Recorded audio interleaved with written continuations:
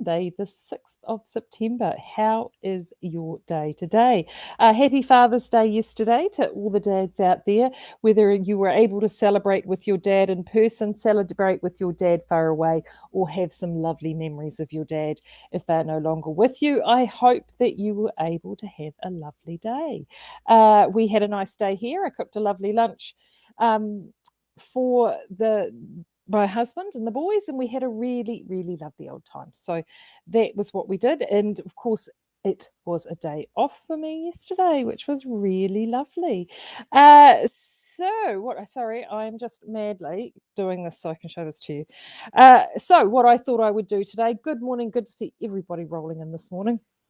I thought I would catch you up with what's happening at the sale. I have been into the mill and the shop this morning to be able to make sure that everything is tickety-boo and get what I need to get. And I've also got some progress to show you with the Nanook. Very happy about that. And then I thought I would do a Q&A, and I have to say, the return of the famous Maree pad and the Sharpies. Yes, they haven't been out all Quarantine Diaries yet, but they're being busted out today. As I saw a question on the Speakeasy over the weekend, and I thought, actually, I'm going to address that tomorrow in the Quarantine Diaries, because I forget that whilst I have talked about it before, not everybody may have heard it. So hopefully I don't make you die of boredom when you hear that. So yes, the Maree and the famous Sharpies are back. Right, let's start out with sale updates, shall we? Claire did send me some good information this morning. The team is full on. We've got two teams packing over at the mill, and there was a huge volume of orders that came in across the weekend, obviously with those new yarns that were added on Friday last week. There are still more yarns to add. And I've actually taken it back, is there's a really gorgeous little 3-ply blossom pink, which will be going up. I photographed that last week.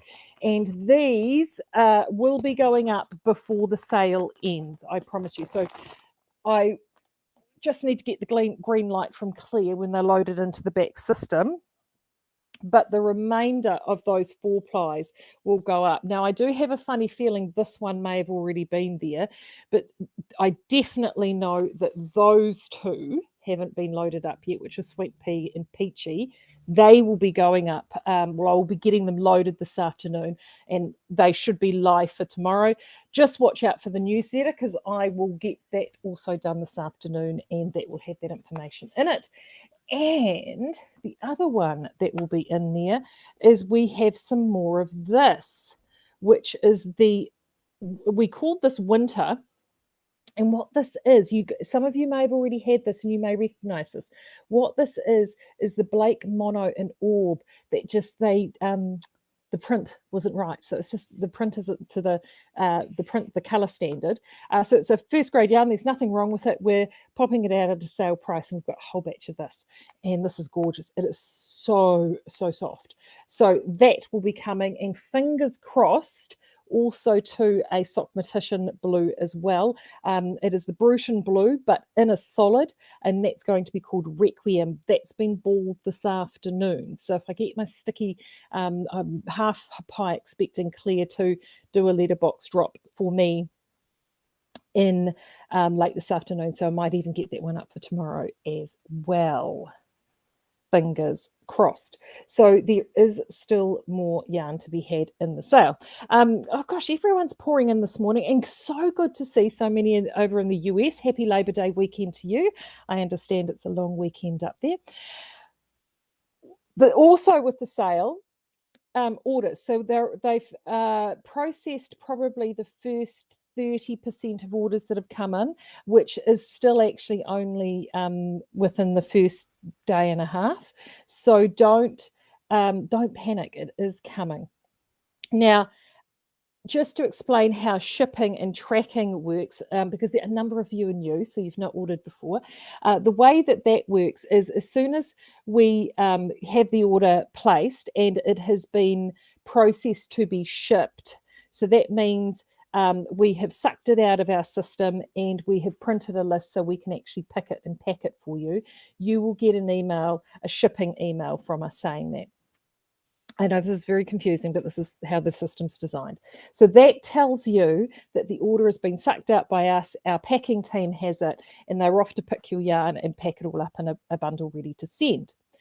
The next email that you'll get sent is the tracking email. Now, sometimes, in normal land, when we're not in sale, you usually will get those two emails very closely together, like nearly always within the same day. Sometimes you might get one in an afternoon and then the other one the following morning. When we're in sale, that time can stretch out a little bit because we've got two teams packing, and the volume of orders is thus that they will actually pick and pack as many orders, but we've only got two people scanning those orders out and actually getting all the courier information and everything all placed on those packs. So that distance between that shipping email and the tracking email could actually stretch out to a couple of days, sometimes 3, depending on weekends and work days and the like. If you don't get either of those emails, especially the tracking email, check your junk or your spam folder. You'll probably find that it is in there, but don't panic. They will be coming, and they are working through. I mean, I had a look today. There was, it's, as I said, two teams working at this full on. In terms of the inquiries, so Claire is the one that answers the bulk of the inquiries. I answer some that come in via the website or via social media.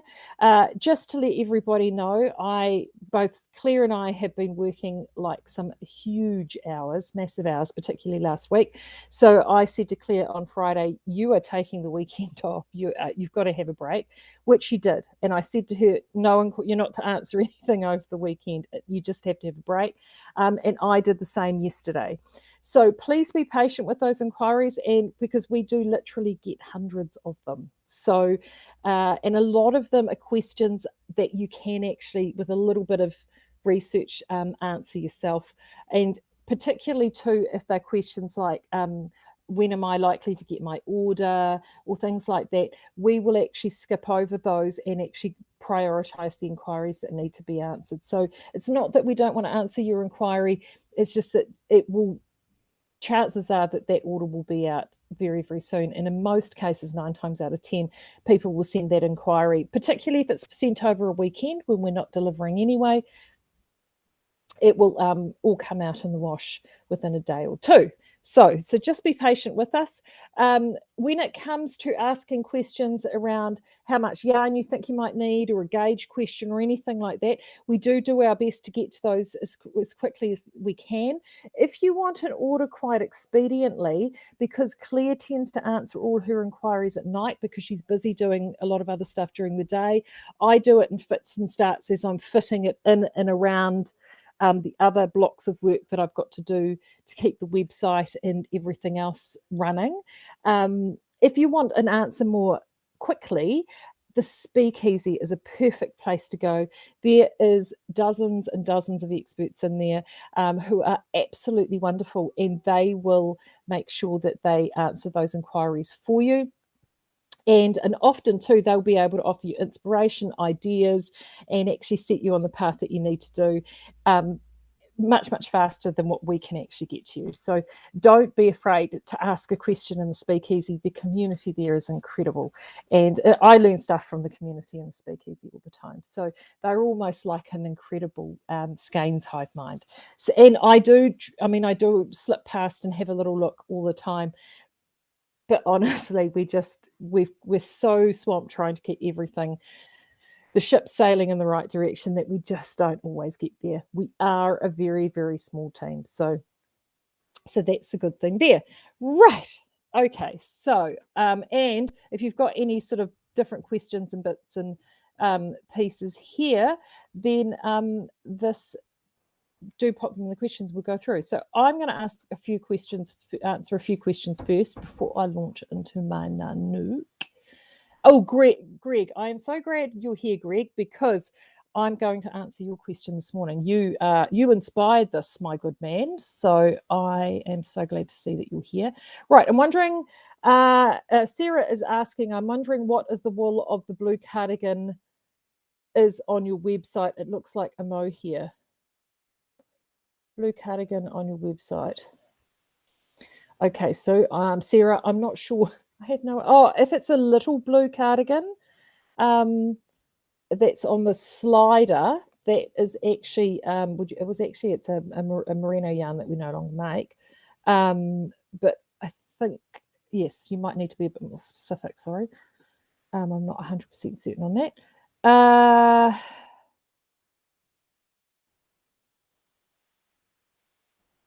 Lucy's asking, just got the mohair dark crystal. Oh, you lucky thing. Could I knit a love note with this mystery or cascade alpaca lace? The short answer to that is yes, definitely. In fact, the mohair dark crystal, you wouldn't even need to double strand that. You could actually knit a love note with that on its own. Honestly, you could. Because it is, yeah, and you would just go as I would knit love note as written with that yarn, and you should be as good as gold. No double stranding required, because it is actually a heavier weight of mohair. It's lovely. It's really old school. I love it. I absolutely love it. So yes is the short answer to that. Morgane, do you have a FAQ section on your website? Maybe one on the new one. We used to, Morgane. We used to have an FAQ on the website, and I found no one read them. So I actually relinquished that page and used it for something else. And that's part of the problem that we've got is none. And also too, we've got to keep refreshing it up. So, but we will probably do something like that again with the new website. It's just, yes, it is frustrating that it doesn't matter how many times we lay out instructions. Yeah, people just don't read things, which drives us absolutely bonkers. But there you go. So good to see how so many of you are getting your deliveries, which is great. New Zealand couriers are doing an incredible job. They really are doing an incredible job. We are so lucky with them that their service is thus that they're not experiencing some of the delays as some of the other delivery companies are. And we have been, we're just absolutely thrilled at how the level of service that we have been doing, which is awesome. They the one thing that they have said particularly is that just make sure that the addresses that you have are able to be left for contactless delivery. And I think they're sort of referring particularly around in Auckland, especially some people will often have delivery sent to their places of business. And then, of course, you're not working, you're at home. So do just make sure before you check out that you do check that your delivery address is one that they can deliver to contactless during these COVID levels.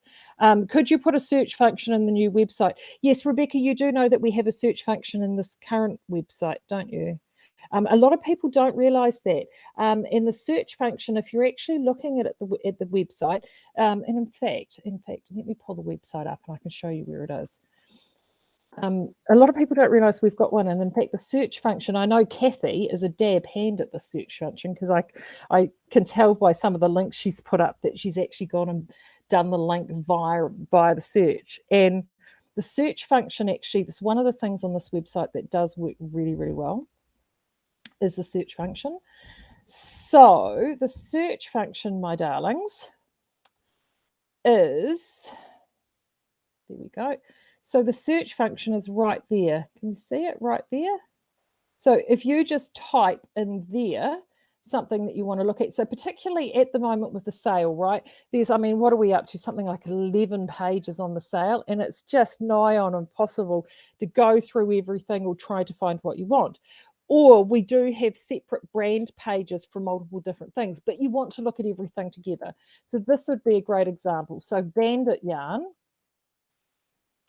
If you're wanting to do bandits, but you want to have all the bandits together, you just put in search bandit, and boom, there come up all the bandits, baby bandit, little bandit, bandit DK, and you can look at all the bandits together and you can see what's available, what's not available, and actually track them quite well. So I have to say that's one of the things that we do have in this website is the search function is actually particularly good.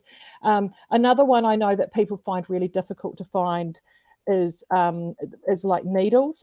So you can sort of do things like Knit Pro, and the Knit Pro will come up together, or straight needles, and it's sometimes easier to find. Well, that looks all good, doesn't it? All the out of stocks.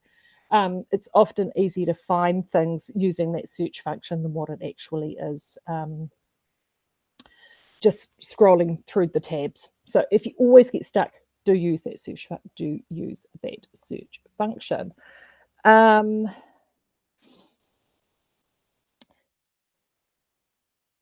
Oh, sorry, the wool you mentioned is the one I wanted to buy on the mannequin beside the Perrindale wool. Oh, okay, right. Sorry, Sarah. Yes, that blue one. That is Perrindale Electric Blue. So that's what that is. So, and I think we have that. I'm pretty certain. So that's a nice, easy one. Just looking that up for you. Yes, that's in stock. Perrindale Electric Blue, and that's what that is. Really easy. Sorry about that. That's the problem. There's so many pictures and I can never remember what they are. So that's what that is. How do you check? How do I check my gauge for stockinette stitch on a circular? Maree, pretty much the same way as you do worked flat. There's one of the tips actually that some people do. I mean, you gauge, some people's gauge between a circular needle and a working backwards and forward can change.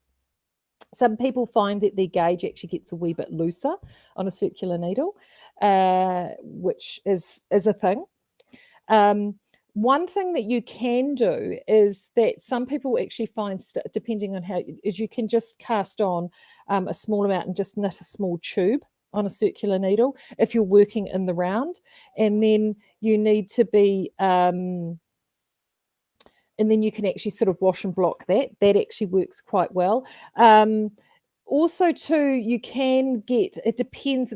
The other thing too with the gauge, it can change on larger sort of blocks and blocks as well. But I quite often will knit a sleeve if it is, the sleeve is worked from the bottom out, or you have got the ability to do that. But yeah, you just sort of work it even the same way as you would normally do a gauge in the round, and then just give it a check. What would be the closest yarn to the naked machine washable wool in DK? The closest yarn to that, Abby, if you're wanting it balled, will be Urban Deluxe in cream, is the closest to that. Exactly the same fibre, but a slightly, and same count, but a slightly different construction. Urban Deluxe is a 3-fold yarn, whereas Naked Machine Washable is a 4-fold yarn. In fact, Naked Machine Washable is a yarn that we don't have a brand yarn of. We do specifically, it is actually a complete standalone yarn, but the closest that we have to it is the Urban Deluxe in cream. So there we go. Right, keep those questions coming. Meanwhile, I am going to show you the progress on my Nanook. So yesterday, I had tremendous progress on the Nanook. I had tremendous progress actually across Friday and Saturday, which was awesome, really, really awesome. I have to say, I'm knitting this Nanook in Kelly & Co. So for those who haven't seen our Kelly & Co., that is it there. The colour I'm doing is Remore. And it's just this beautiful mixture. It's this gorgeous neutral. It's done. It's got a mixture of both greys and browns. It sits across the spectrum. I adore it. Absolutely love it. I did it. I chose it. Initially, I'd actually chosen lime, and then I changed my mind and went with this because I knew that this would be a cardigan that I could literally wear with anything in my wardrobe, whereas the lime would be very, very specific. I also really, really want to do the Ahern as well, which is the soft pink. But I thought, no, I need to make sure that I do something that I just wanted for the first knit, something that would cover all bases. And I haven't been as excited on a knit as I am with this one for a really long time. Don't get me wrong, I'm loving the shoji, but I'm really loving this. Like, I'm powering through it. It's actually, I hadn't lost my knitting mojo, but you don't sort of, this has sort of supercharged it and supersized it. I am enjoying it so much. So the pattern is Nanook by Heidi Kirrmaier. The other reason I love it, there it is there. The other reason I love it is because she's gone and written it. So if you're somebody who likes to work flat only, you do not like working in the round, you are able to knit this pattern even though it's top down. She has written the sleeves to be joined in, but knitted flat and then seamed. And she has popped a note there for those who wish to knit them in the round, just a basic instruction note of how you could do that. So you do need to have a certain skill level to be able to do that without further instruction. Not a lot required in that, to be fair. But if you are somebody who doesn't like to knit in the round, you can do this pattern, which I think is actually really great, because there are people that just don't like doing it. And also, too, there is something to be said about the structure of a seam. So that is good. So I have now, I'm just going to show you where I'm at when I hold it up. So as you can see, I have one whole sleeve. So there is my collar there. And the back's sort of all curled because it's all, so there's my collar there, one whole seam, one whole sleeve is done there, and as you can see, I am rocking and rolling on that second sleeve. So I am 3/4 of the way through that second sleeve, and once that second sleeve is done, then I am onto the body. So that will be plain sailing once I get there. I got Gage absolutely no issues with this whatsoever. One of the interesting things, actually, she did say in the pattern notes was the reason she had written the instructions for the sleeve written flat was so that you could get the same gauge between working flat and working as opposed to working in the round. Now, interestingly, I'm one of these really obnoxious people, unfortunately, a little bit like Ethan, that my gauge between working flat and working in the round, as you can see, is the same. Years of practice, I guess. Also, too, though, because of the textured nature of that tweed, there you go, you can see the texture there. Because it is quite a textured yarn,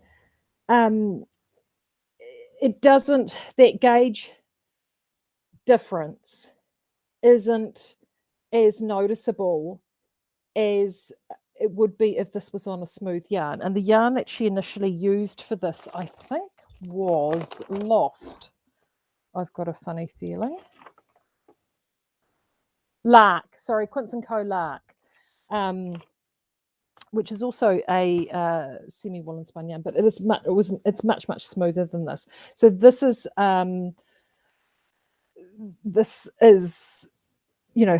you get all this lovely texture, but there you go. Actually, that's a good shot there. So that just shows you, I mean, obviously it goes that way, but as you can see, between textured stitches, garter stitch and stocking stitch, you can still get stitch definition, but it still has that really lovely rustic look.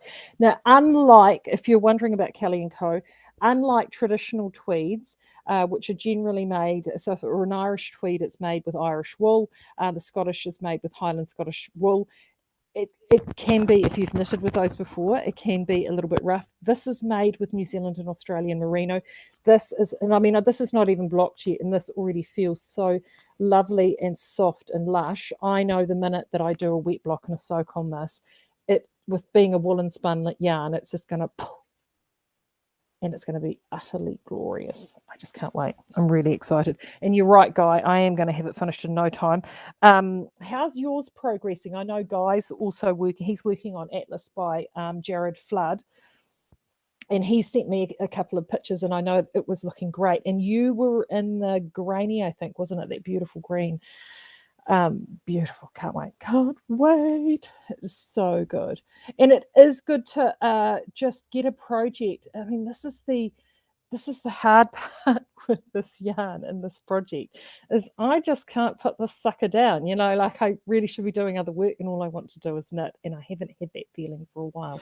Rebecca's asking what other yarn could she use for Nanook. I tell you what, the vintage 10 plies and the vintage abroad 10 ply that we have on sale would look freaking fantastic in Nanook. It really would. It will get gauge perfectly. It will look great. Actually, all the crispness in those stitches would be fantastic. If the Noir, actually, let me just check the Noir collection and see where the state of those are.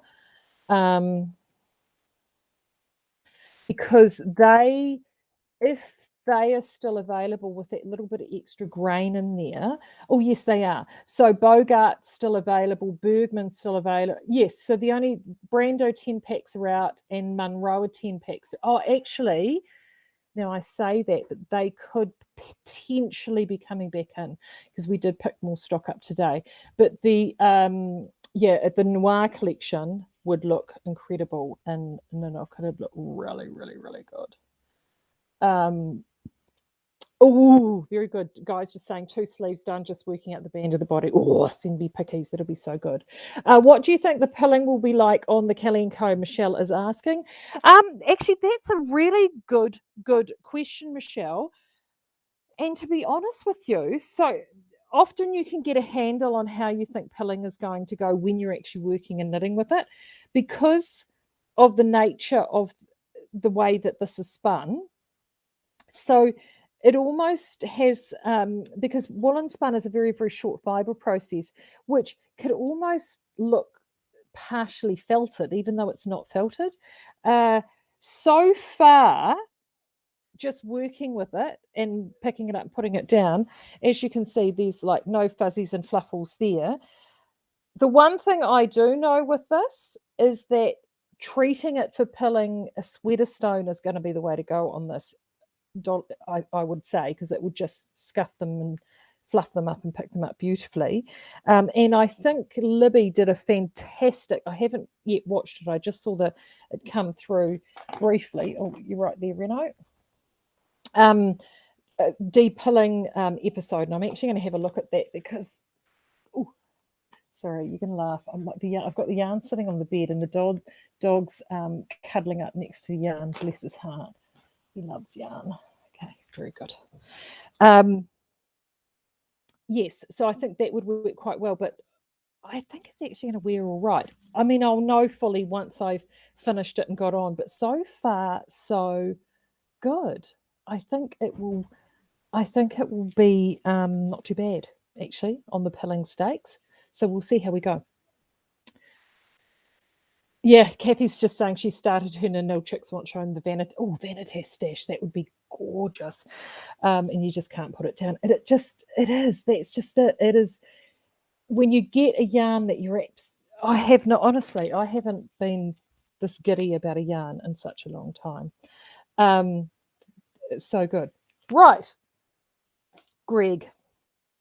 So Greg, who is here, popped up a post yesterday in the speakeasy around does anybody know a really simple sweater or cardigan pattern that I think it was a crew neck cardigan, correct me if I'm wrong, Greg, that they could point him to.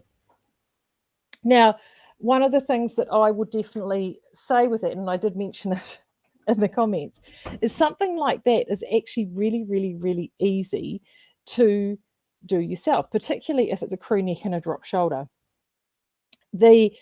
Pretty much everybody here, if you are able to knit flat in pieces and knit yourself a swatch, you can really, really easily design your own garment just simply with that skill set, without a pattern. And there is one of the things that I think that we think we've got to have a pattern in case we get it wrong.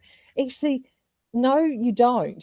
All you need to know, the most important thing you need to know is what your gauge is, because your gauge will actually rule everything, because that will rule what your measurements are. And if you're wanting, and then people say, oh yeah, but I just don't want to have to think about it. Trust me, if you just put a little modicum of time in thinking about it now, it then means that you'll be able to create a garment and actually make something that you know is going to be bespoke, fitted. You can make modifications on the fly. And once you have done this once, seriously, you'll never look at a pattern the same way again. You will end up with Maree disease, and you'll start actually, I mean, I do buy patterns. I mean, I made my first modification to Nanook. I was going to say, and I don't always modify them. I have modified Nanook. And it's the tiniest modification before everyone goes, oh, you didn't. I did. I got to the end of the sleeve here.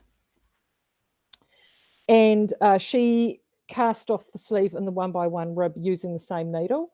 I did that, didn't like it, undid it, and actually used a 4.5 and a 4mm needle, because it just, to me, that just was a much tidier finish to the sleeve.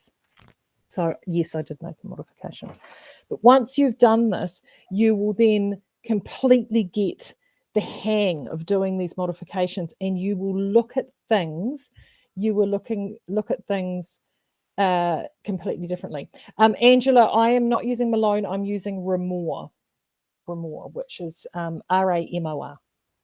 So out comes the pad. You haven't seen this. You haven't seen this yet. This series. So I've just gone and done the world's most basic schematic for, and this is for a sweater, but this philosophy you can easily work into a cardigan. So if you're the most simple construction for any garment is a drop shoulder construction, because essentially what you're working are two rectangles with a slight bit of shaping at the top and two trapezoids for sleeves. Easy peasy. So everything then comes down to the measurements of what you're wanting to do. So in terms of the measurements, there is, if you're knitting this for a man, obviously you're looking at your chest measurement. So the key measurements are your chest measurement, which will give you your width, your length measurement, so from the shoulder down to how long you want it. Do you want it cropped? Do you want it sitting on your hip bone? Do you want it sitting below your hip bone? What you're wanting in terms of doing with your neckline. So in Greg's case, he was talking about a crew neck. And then also the other measurement that you need is the length and the width of your sleeve. Now, it's the measurements that throw you. Greg, now I know Greg in real life. Greg, how can the measurements throw you? You are the easiest person, I would have thought, the easiest person in the world to measure. So this is what you're going to do, Greg.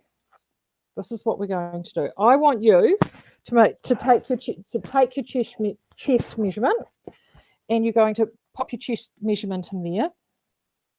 And actually, Greg, if you've got a tape measure, do it now in centimeters, and even put that in there, because we can actually work these measurements in real time.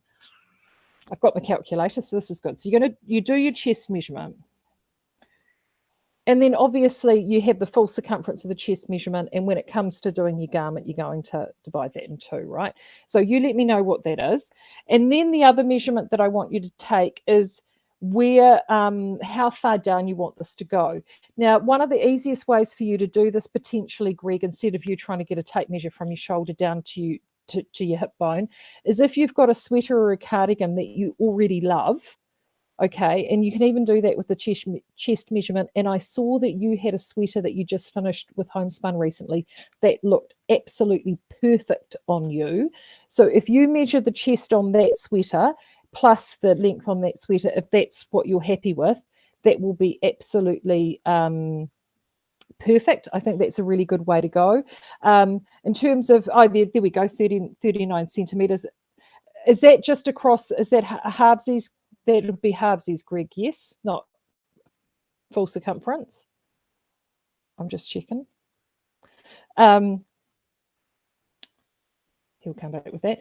Now, for those of us who have a little bit more up in our chests, one of the other key things, and Bronwyn's just brought this up in terms of where to measure, and I'm glad I've actually got a stripy top on today because this is going to help. So, see where the stripes are falling here. This is where and this is right at the biggest apex of my bust. 39 centimeters, Greg, are you sure? Is that 39 inches? Just checking. When we see a chest measurement, often this is where, here is we take that chest measurement. New, here. We want to be taking this chest measurement up here. I'm very average in the bust. So unless I'm going to be doing something quite fitted, which I never do, because if you've seen me in real life, trust me, fitted things are not my friend. But if you take your measurement up to here, this will give you a more accurate measurement, because this measurement here also runs directly with where your shoulders sit. The number one mistake I see made is people will take their measurements from here, particularly women, we'll take the measurement from here, make it particularly a cardigan or a sweater, and it does not fit in the shoulders and it drives them absolutely crazy. Take your measurement from here, and then you just need to make sure you look at the ease. So that is one of the things that you really need to look at it. And that makes a huge difference. And ease, for those that aren't, oh, there we go, 100. I know, thank you, Greg. You're slender, my darling, but you're not that slender. Right, 100 centimetres. I love it. 100's a good number, Greg. So that's 100 centimetres and 50 centimetres if we're going in two pieces. Very good. Yes, so with ease is essentially how sloppy something is. So if it's at neutral ease, it's designed to fit without being too clingy or too loose. If it's negative ease, it's designed to be quite clingy.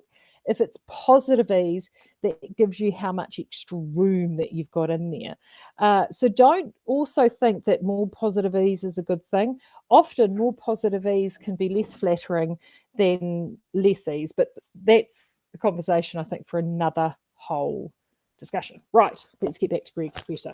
Right, so we've got 100 centimetres or 10 centimetres there. So let's take our Kelly & Co. as our guide. And in Kelly & Co., I got 20 centimetres to, 20 stitches to 10 centimetres on a 4.5 millimetre needle, which is quite a standard gauge for a 10 ply or an Aran weight yarn. So for argument's sake, Greg, we're going to do that. Also to homespuns as well. I don't know how, I know you're a fabulous spinner. Quite often too with a homespun, a heavier weight or Aran weight homespun, that's a really popular weight for people to spin. That 20 stitch gauge I find often is more attainable than the 22 stitch gauge. So let's work on that gauge, an Aran weight gauge. So you've done your swatch, you know you've got your 20 centimetres per 10 centimetres. So this is the beautiful thing with Greg's circumference being 100 centimetres, or if we're doing it in pieces, 50 centimetres that he wants to attain. So the next question is, how much ease do we want in there? Do you want it to fit perfectly? Do you want to have a little bit of wriggle room? Most commonly, just a little bit of wriggle room in there if you're going to be popping another layer underneath. 5 centimetres is quite good ease for either side. That's 2.5, it's essentially an inch either side in terms of wriggle room. So let's work on a 5 centimetre ease, which then means that when we're going to be, so we're wanting then on a 5 centimetre,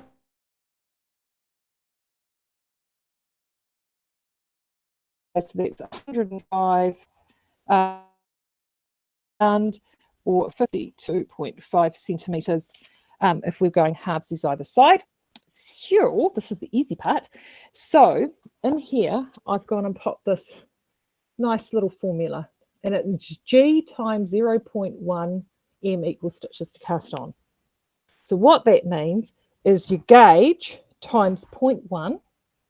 Why 0.1, you ask, Maree? Well, it's because whatever gauge you're doing is often however many centimetres to 10 however many stitches to 10 centimetres equals the stitches you cast on. So in Greg's case, we've say got 20 stitches times 10 centimetres, and I'm not going to worry about row gauge just at this point in time. So then we're going to take that by 0.1. So then if we've got 50 centimetres up here, this is where the 0.1 comes into play. You actually want to move your decimal point. You're going to be jumping it back one place.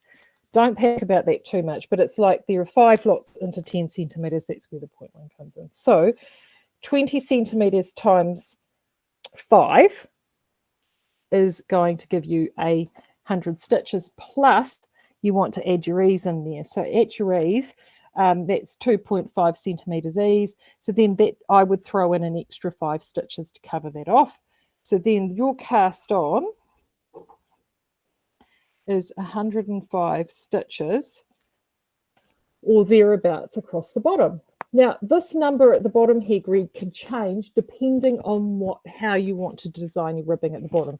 If If you're doing a 1 by 1 rib, you may want to do an even number, or a 2 by 2 rib, you might want to do a multiple of 4.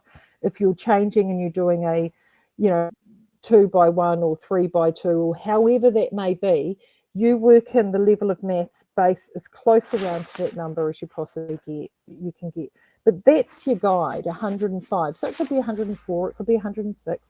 You may even push it out to 110 to give you a wee bit more ease. But that's going to give you your ballpark to start, which is great. Now, then you can check your row gauge. When you check your row gauge, which is however many running up here, now I can't quite remember why mine was. I think mine was 20, might be 30 actually. It could have been 30 stitches, it might be 28. I can't quite remember. Row gauge isn't, when you're doing this sort of design, isn't quite so important because you'll be actually doing your measurement by the tape. But by getting your cast on there, you've got a couple of options. You can either cast on worked flat, your 105. You may decide, actually, I'm going to do this in the round and tube it up. Then you can cast on your 105 stitches, multiply that by 2, and then work your way up until you get to that point where you decide you want to have your underarm start. When you get to that point, that's if it's worked flat, you just keep going. If it's worked in the round, that's when you'll need to stop and need to do your front portion first and your back portion later. Then, if you're working in the back, the easiest way in the back actually is not just to do some simple shoulder shaping and not actually do any neck shaping in the back, which is actually quite common, particularly in crew jumpers. And in the front, you've got a wee bit more of a scoop. Now, the shoulders. Is everyone kind of with me so far? I know this sounds really, really follow on, but I promise it does make sense once you start working at it. When it comes to dividing things out for the top of your sweater,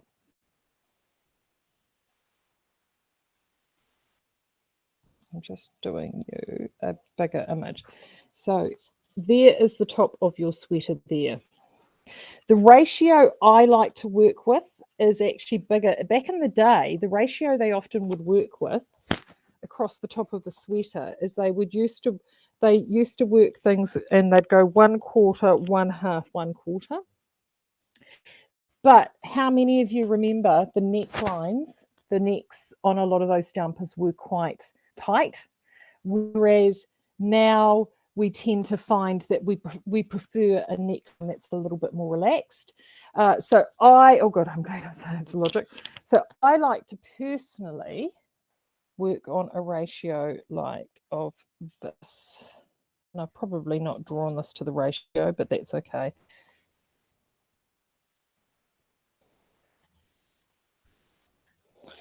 This is actually quite tough because I know guys in here and he's a school teacher. He's probably looking at this going, just as well she didn't teach.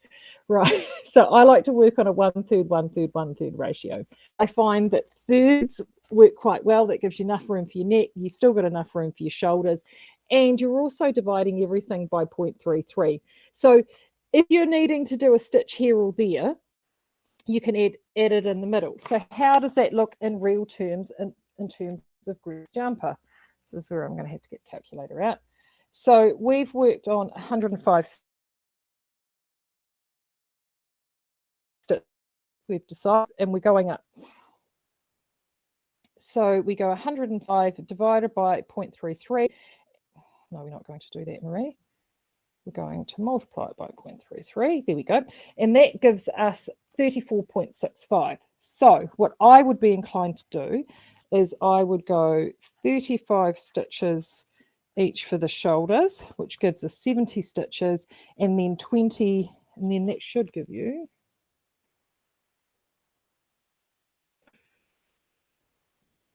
just so I don't get my maths wrong, should give you 30 left.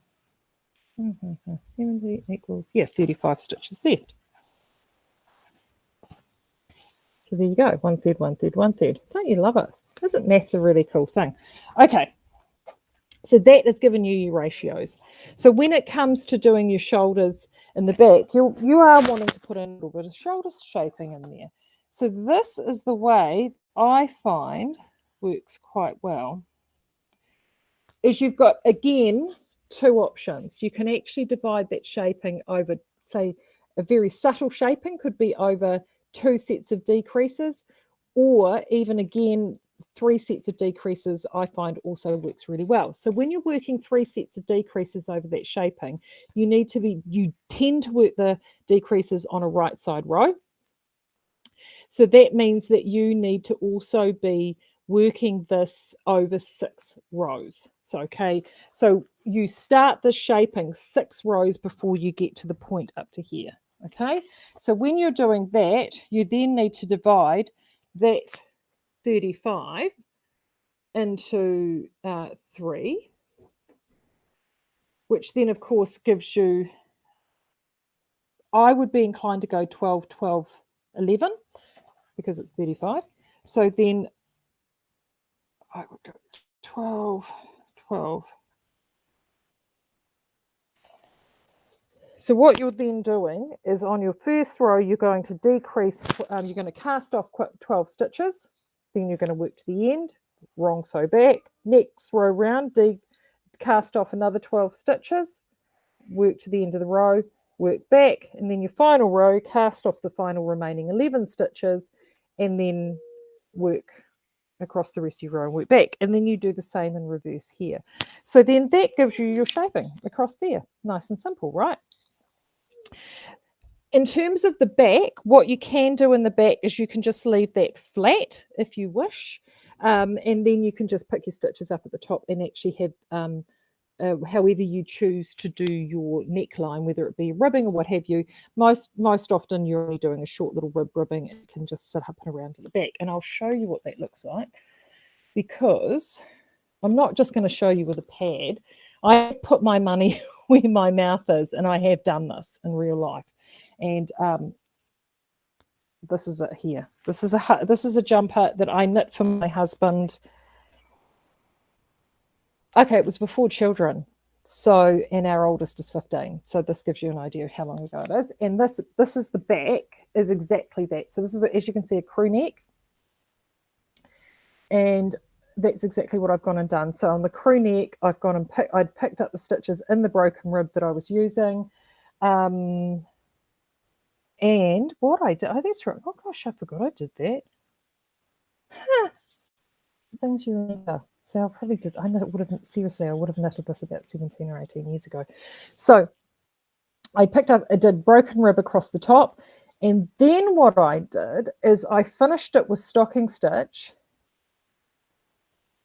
And then I rolled it over. And as you can see, I have whip stitched that very neatly into the back of the neckline, so it's all nice and smooth.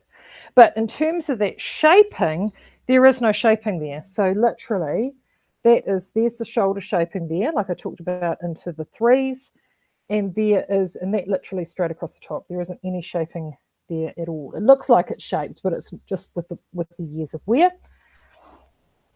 So that's how that looks. And in the front, you can see that it is a crew neck in the front. So how did we get to that? Right. The front comes down to where you want your scoop. And again, this is the world of ratios. You divide it all back into a ratio. So the way I tend to do my front is I love the worlds of 3s. Okay, so I divide that front ratio back up into thirds.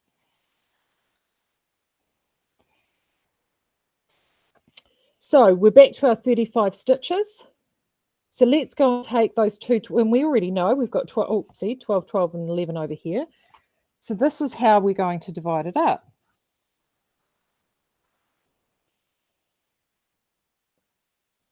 You're saying, Maree, why are you doing this? This is quite interesting. I'll tell you why. You want the odd number in the middle, because that way you have a center stitch that you can work around, and then you have 5 stitches either side of that center stitch that can create your 11. I know, quite clever, really. With a crew neck, this ratio is quite irrelevant. If this were a V-neck, trust me, this is the ratio you want, because that central stitch is what you would actually do to create your V. But we're not going to go into V-necks today, or I'll be here all day. So that's where your ratio is going to go. So the next $6 million question is you have to say to yourself, well, how deep do I want that crew and when do I want to start shaping it? We already know that we've got 6 rows that we're working over the shaping of our sleeve here, but we've got 12 rows here that we're working with. And we're wanting to do shaping to get back to this point here. So what you then need to decide is, how do I get from this point here to here? So when you're going to do your crew neck, the first thing you're going to do is you're going to cast these 11 stitches that you're working on here, and then you'll be working shaping for either side first. So once you've cast off your 11 stitches here, how do I get my shaping to this point in this little zone here? Well, again, you do that law of division. Quite often with a crew neck, what I have a tendency to do is you break it into little bites. So then you've got this little bite here will tend to be 2 stitches. Then sometimes you can do that 2-stitch bite again. But with this, if you're using a chunkier yarn, I don't think you need to do that. With a finer yarn, actually, yes. Chunkier yarn like an Aran weight, no. So we're going to do a cast off 2 there. And then we're going to, every alternate row, be casting off what you require to get to your point there. So if we're going to do that, bearing in mind, so we're going to cast off that initial 11, then you'll work your row back. You'll go back to where you are, to your right side row. Then you will cast off 2 again. So then it'll be -2 stitches cast off. Then you work back along where you're going. Then you're actually, so that takes you to 10 stitches. So then you need to work out, okay, how many, if I'm only going to be decreasing 1 stitch every alternate row, where is that going to take me? So that is actually over 10 stitches every alternate row. That's 20 rows. Now that's actually quite a deep curve, and 20 rows that's quite deep. If that's the depth of your crew neck, fantastic. You actually may decide, no, actually that's a bit deep for me. Don't think I want it quite that deep. So then you consider that you do decrease 2 stitches that first row, but then on your working row on the way back, on your wrong side, you may wish to decrease 1 more stitch. And then as you turn yourself back around, 1 more stitch again. So that means that you've decreased 4 stitches across just 2 rows, which then leaves you 8 stitches, which is then 16. So then you think to yourself, right, is 16 where I want to go? So these are the decisions that you need to make on the fly, and this will depend the depth of your scoop. Personally, again, I would be inclined to do, actually, no, I think I'm going to do a -1 and a -1 again on the way out and on the way back. So then that gives us 6 stitches left. Now that is probably going to be your happy place there. So you've had 1, 2, 3, 4, 5 consecutive rows where you've done that decreasing. You've got 6 stitches remaining. Then you could go to a decrease every alternate row. And in theory, oopsie, where is my other colour pen? In theory,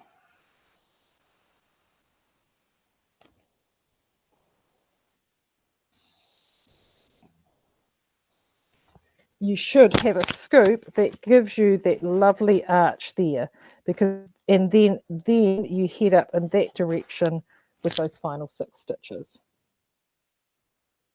Okay. If you're a person who happens to own the Principles of Knitting by June Hemmelhyatt, she's got a really good chapter on this, and she actually talks about graph paper, and you can actually draw that curve on a graph, and this is how you do it. This is how I've done it over years of just knitting a whole heap of patterns like this and working it out by what I can actually see. All right, so that is where you're going to get your crew neck. So obviously what you have to remember is that you're going to be working each side separately. Now, this is the other reason why I like going and doing that magical 6 number here in terms of going to every alternate row. The other reason why there's any prizes at guessing why, it's because that magical 6 number there, which means that you'll be working that over every stitch over 12 different rows. It means that you'll work half of those, and then for the last final 6 stitches, you'll be working your shoulder shaping at the same time. So don't forget to do that. So you'll be working your, so then, I know this sounds really, really long-winded. You've then worked out you've got 1, 2, 3, 4, 5 rows there. You're working yourself back plus that extra 6, which is 12. So then you're looking at 5, back the other side, and 12. So 17 to 18 rows before you want to, the finish of your shoulder shapings where you need to be. But what you need to be there, that's 6 rows. So it's 1, 2, 3, 4, 5 plus 6 is 11. So where you want to start your crew neck needs to be 11 to 12 rows less than when you're starting your shoulder shaping. Sorry, I had to think that one out in my head, which is not the most clear. So start crew neck 12 rows less than shoulder. All right. And that's when you're going to start that. Now, I know this sounds all very long-winded and complicated, but once you actually sit down and you start nutting it out, you can actually quite clearly, your knitting speaks to you, and it's much, much easier to do that when you've got the fabric in front of you. And once you've actually done this once, these most basic fundamentals, you will then start seeing how you can make your own modifications to change. So that is we've got our shoulders and our neck sorted. Easy. Let's jump back to our sleeve. Sleeves are interesting. Sleeves are a funny old thing, aren't they? Sleeves. We have it, drop shoulder sleeves are great because drop shoulder sleeves literally start down here. So we're actually working sort of a tube in this part of the body here. Now, I've actually drawn quite an exaggerated trapezoid there. In reality, it's depending on the shape of your arm. In reality, you don't need to actually, unless it's quite sloppy, you don't actually have to have a big amount of width in that sleeve if you do not want to. Now, traditionally, and this is actually, to be fair, how I did this guy here, traditionally, the old school way would be to start with your sleeve here and work outwards with a series of increases. Oopsie, with a series of increases. I personally now have actually flipped that on its head. I actually now like to start from the top and actually run down with a series of decreases. Okay, I know you're going to say, why, Maree? Why do you want to do that? 2 reasons. Reason 1 is you've now knitted your front and your back, right? And you can even, if you wanted to, sew your seams up. So if you've worked this in pieces, and this is actually a plug for working this in pieces. If you've worked this in pieces, you've got your 2 pieces, and you can do your shoulder seams and actually put or even just pin your seams if you want to, or seam one of your shoulders. Pop it over your head and actually sit it onto your body. And then once you've done that, you could actually then decide how deep you want that sleeve and where you want that sleeve to start. Some people actually like these sleeves a little bit firmer up here. Others like them a little bit further down. It's a complete preference thing. But once you've actually decided where it is that you want that seam, you can then mark that out on your work where you want that seam. So you've gone and popped this over your head. You've decided where you want your seam, and you can actually mark that point out. That's where I would like the apex of my seam to go. Now, here's the beautiful thing by doing this. You can then do that, and you can take that measurement there. Can you not? Once you've got that measurement there, and just say for argument's sake, you've got that measurement and that measurement is 20 centimetres, you then double that measurement because it's going to go up and over, isn't it, and be joined at the bottom. And you may include your ease into that measurement. That's entirely up to you. But let's just say for argument's sake, we've got 20 centimetres times 2, which is 40 centimetres. Well, if you're looking to actually cast on your stitches at the top of your work, you already know that you've got 20 stitches per 10 centimetres. 20 times 4 is 80. So then you're casting on 80 centimetres at the top of your sleeve. Then you need to decide, actually, what sleeve shape do I want? For some people, they may want a more kimono sleeve, not a lot of shaping at all. Well, no shaping, that's a thing. In fact, a real fashion trend at the moment for designs on both sides of the scale is to do a completely tubular sleeve with a tight cuff bind off at the end, almost to create a semi-balloon. That's really easy. You just literally keep knitting a tube until you get to the point on your arm that you want it to stop and you add a cuff. But some subtle shaping does actually make a difference. Now, on my Nanook, and I have to admit, and this has got quite a generous sleeve, on my Nanook, she has gone and worked a 6 row shaping. That is actually quite common. That is quite common. And I have to say, you could actually work that. So the trick with that is to then decide how firm and how long you want your cuff. So one of the ways that you can do that is you can take a measurement. So if we even take the cardigan that I've got on there, that's quite a long cuff. You may not want your cuff that long. Decide where you want your cuff to start. Take a measurement at that point. Just do a little measurement around there and check it. And you may decide that that measurement around that circumference around that cuff could be half then. So 20 centimetres as a circumference around that cuff is quite generous. And you may think, yeah, actually 20 centimetres is where I want that to finish. So you know that that is where that circumference needs to be. So at 20 centimetres, you know that 20 centimetres with your gauge at 20 stitches is 40 stitches is where you want to end up, which is not unusual at all. So now you've got your starting point.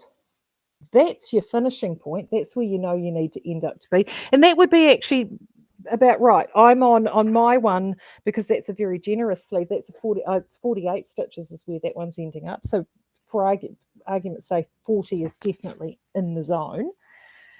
So then you just need to decide how you do your reductions to get to point A to point B. Now, the beautiful thing about having already knit your front and your back is you can then roughly calculate. You can do a measurement from where your drop shoulder will start to where you want it to finish.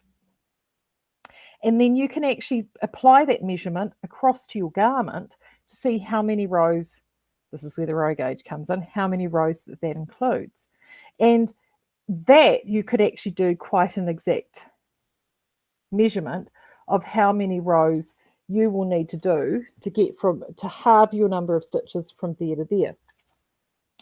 So if we are looking to halve the number of stitches from there to there, you're looking at essentially 40 stitches need to be cast off. You're casting off 2 stitches at a time. So that's potentially 20 decreases that you need to do. So how many decrease rows do you not want to be working in order to get that magical number? And that's where this measurement comes into play, because you can take that measurement there, check the number of rows against what you're going, and then you can actually just do a simple division between, okay, I've got 50 rows will give me roughly the measurement that I need. I've got 20 stitches that I need to decrease. Does that mean that I need to do a decrease row every second row? Or I've got 80 rows. Do I need to do it every fourth row? It is. I know that seems like a lot of maths, but it's not. Once you've done that and you've actually got that worked out, you've got that plugged in, and it really does make a difference. Um, you also may decide that, you know what, I'm just going to wing it. I'm just going to keep going and decrease every fourth round, 2 stitches every fourth round until I get myself down to the length that I want to be. And then once I've gotten down to here, I'm going to do a hard decrease in that previous row before my ribbing to get to my 40 stitches. And when I say a hard decrease, you know, it could be 6 or 8 stitches that you need to do, and then that will pull your cuff in. You could do that too. I mean, the reality of it is you can fudge it whatever way you like. Whatever floats your boat and whatever works is what you need to do. And then you just add your ribbing in. I do personally like dropping down a needle size if you're doing a rib. I just find that it finishes it off really, really neatly. And then that's that done. And then all you need to do is sew it up. So I hope you're still awake, Greg. I hope I didn't put you to sleep. And I know that sounds, look, I've been at it for quite some time. I hope that you're probably looking at that going, yeah, that sounded, yeah, Maree, can someone tell me where a nice, easy pattern is? I know. I think it is so Sam's asking 80 centimeter wide sleeve. No, not an 80 centimeter wide sleeve. This is just for argument's sake. No, it's not a wide, sort of up to the top and around the bottom, bearing in mind if we've got a drop shoulder. It may not be 80. I mean, I've just plucked a number out of my butt. It could be 60. You just need to, whatever that message is. Once you've actually done this once, and actually, I find that if you're doing this for yourself, it's great because then you can measure it yourself. The first time I ever did that's why I pulled this one out. This is the first time I ever did it, was on this garment here. And can you see this if I hold it back? It is literally 2 triangles with the classic sleeve. I've actually done this in a broken rib, so hence the reason why there's no ribbing or anything on there. It's just all done, and it's literally 1 stitch pattern. I fell in love with this broken rib. 1 stitch pattern, and it is literally just the 2 rectangles. And I actually did, well, you can see by the size of the jumper, my husband's a large man, and he was struggling. He wanted to have something that fit him, and I just couldn't find any patterns at the time that fit him. So that's what sort of sent me down this pathway. And once you do it once and you actually do the principles, you work the principles out yourself, it really does make a massive difference. So it then means that when, instead of going down a rabbit hole, you can actually decide, or you've purchased a pattern and you think, I like this, but actually I don't really like the way that they've done this neckline or that shoulder or whatever it may be. As your experience grows, you end up doing, this is Ethan and I do this all the time, you end up big borrowing and stealing techniques from other patterns and incorporating them either into your own thoughts or designs. So I've done V-necks. I've done a V-neck shaping, which I took from a children's pattern years ago, and I really liked the way that they did the shaping. And I've just supersized it into adult patterns and shapings. Why not? You can start playing around with short rows. There's a million and one different things that you can do. But once you start putting these own skills into your own toolbox, the freedom that it gives you, in your knitting life is immense. And starting with a basic drop shoulder sweater like this is the easiest thing to do. If you're wondering about a cardigan, seriously, all a cardigan is exactly this, but you're breaking this into half, and all you need to do is add a contingency of stitches through the center. And actually, most people, what they end up doing is just end up doing a button band either side of the cardigan in a rib, which is picked up, and that's all you need to do. All the other principles are still the same. It really does set you free. Really does set you free. So, have fun with that. do have loads of fun with that. So I will be back tomorrow. I'm going to have the wonderful Claire tomorrow with me, and we're going to talk about, and she's going to be, actually, she's packing today and she'll be packing tomorrow. So she's going to join us from Skeinz, give us an update on how things are going. And with any luck, I will have all of these, I'll get clearance from her to pop all of these yarns up this afternoon. As I said, I will get a newsletter done, and once the newsletter goes out, that means that we'll be all live and set to go. I'll just quickly make sure that I haven't missed any other questions from you guys before I do. Oh, and sorry, part of the other thing I didn't cover, why do I go from the top down? I find that it's much, much easier and neater to do it as a decrease than it is to do it as an increase. I find sometimes doing increases can look a bit messy. So I always do a decrease going down, and then that way you can do yourself a knit two together in an SSK, and it just looks much, much neater coming down. And I'm not going to go into the 1,000,001 ways to do an SSK today. That's a whole nother tutorial for another day. Anna, what sale yarns could she use for the Decemberist? Ooh, I don't know the Decemberist. Hold on.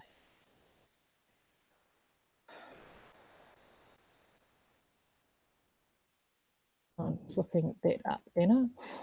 Melanie Berg. Oh, right.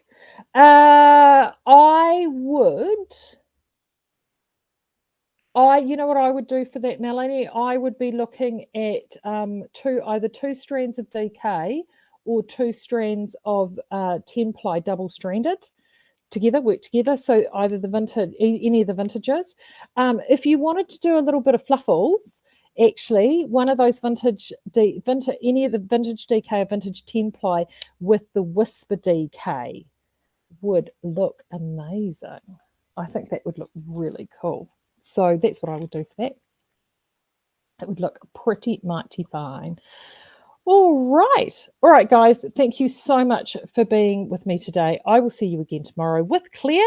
But until then, enjoy the rest of your Monday, and fingers crossed for you in Auckland that it could be a takeaway day for you very, very soon. All right, take care. Cheers. Bye.